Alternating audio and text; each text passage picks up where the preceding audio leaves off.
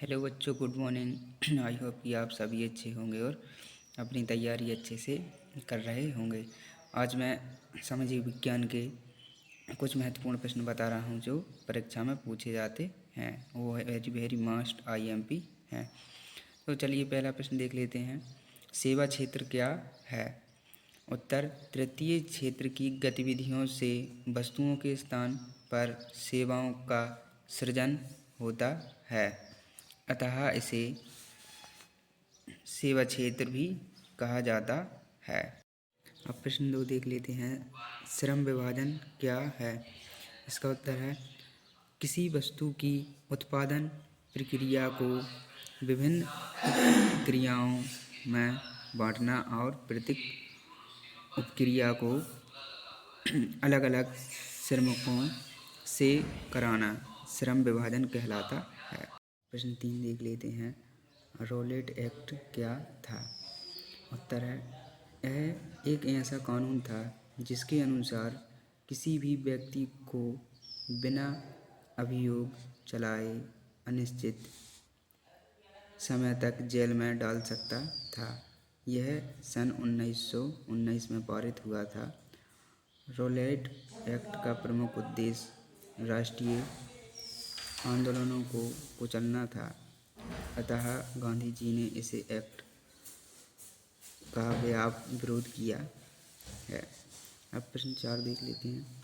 बहिष्कार से क्या आशय है? बहिष्कार किसी के साथ संपर्क रखने और जुड़ने से इनकार करना या गतिविधियों में हिस्सेदारी, चीज़ों की खरीद व प्रयोग से इनकार करना है। आमतौर पर यह विरोध का एक रूप होता है। अब प्रश्न 5 देख लेते हैं जो वेरी आईएमपी है।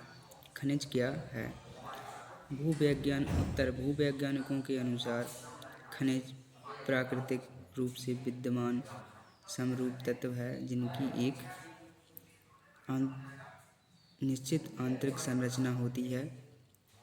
खनिज प्रकृति में अनेक रूपों में पाए जाते हैं जिसमें कठोर हीरा व नरम चूना तक सम्मिलित है।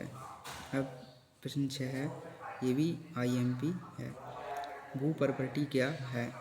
भूपर्पटी पृथ्वी की ऊपरी परत विभिन्न खनिजों के योग से बनी चट्टानों से निर्मित है। साथ है ये भी मोस्ट वेरी वेरी आईएमपी है। यह रबी और खरीफ की फसलों के नाम लिखिए। उत्तर, रबी की फसलें गेहूँ, जौ, मटर, चना और सरसों कुछ मुख्य रबी फसलें हैं।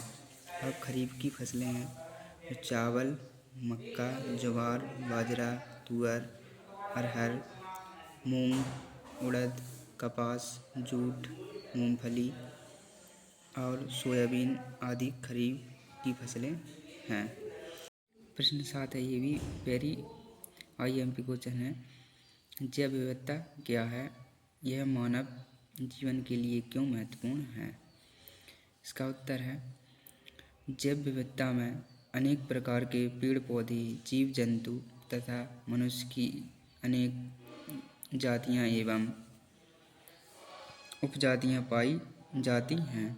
अर्थात विविध प्रकार के वन एवं जीव जंतु की उपस्थिति को जैव विविधता कहा जाता है।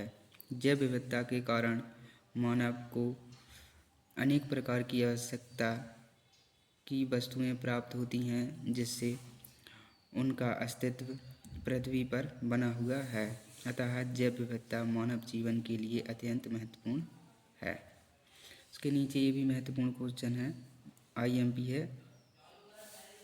भारत में जैव विविधता को कम करने वाले कारकों को बताइए।